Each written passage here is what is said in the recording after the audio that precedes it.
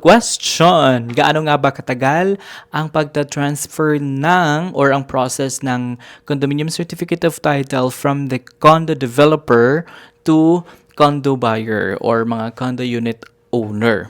So number 2 question is, ano nga ba yung step-by-step na process na susundan ng pag-transfer ng condominium certificate of transfer to the unit owner or yung unit buyer. So the answer for question number 1, yung standard na process is 180 days. At ang ating reference dito is yung SMDC.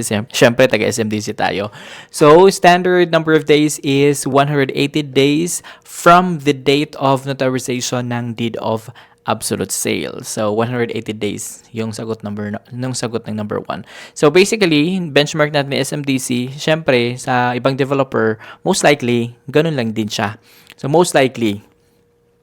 Then yung question number 2 is yung step-by-step process ng CCT or Condominium Certificate of Title to transfer sa buyers. So number 1 ang ating gagawin upon notarization ng deed of absolute sale. Unang-una is you have to request for check of payment ng documentary stamp tax, transfer tax, and registration fees. So, yun ang ating gagawin. Number 2 is magbabayad tayo yung sinabi natin documentary stamp tax sa accredited na bank ng BIR. So, syempre, tinignan na rin natin kung ano yung mga accredited na bank. So, nakadepende kung saan kayong lugar. So, titingnan na lang ninyo, nasa description, yung link ng BIR para makita nyo yung mga accredited bank. So, say for example, i-click po natin itong sa Santa Cruz, sa City of Manila.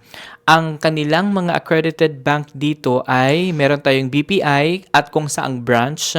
Kasi meron dito nakalagay na RR number, RDO number, bank code, tapos yung bank, BPI. So basically meron din silang China Bank, LBP, Metro Bank. Pero yung kailangan, yung mga bank na accredited dito sa listahan ng BIR.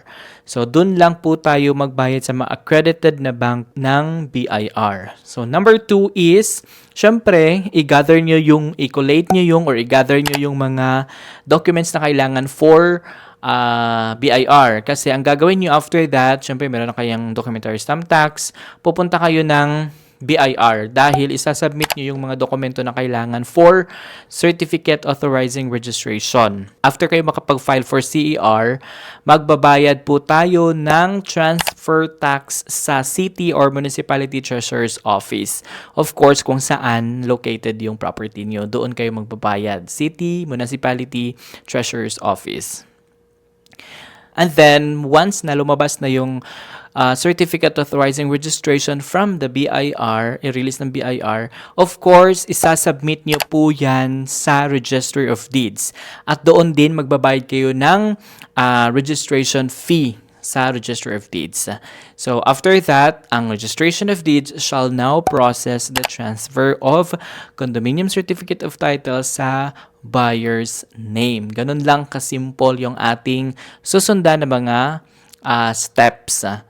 So, kayo na lang mag-ano kasi most likely, yung car is mga nasa 1 week ma-release. At ang transfer tax ay mga around 0.5% sa value ng property. At ang transfer fee, most likely mga sa mga 0.2% to 0.5% sa value ng property.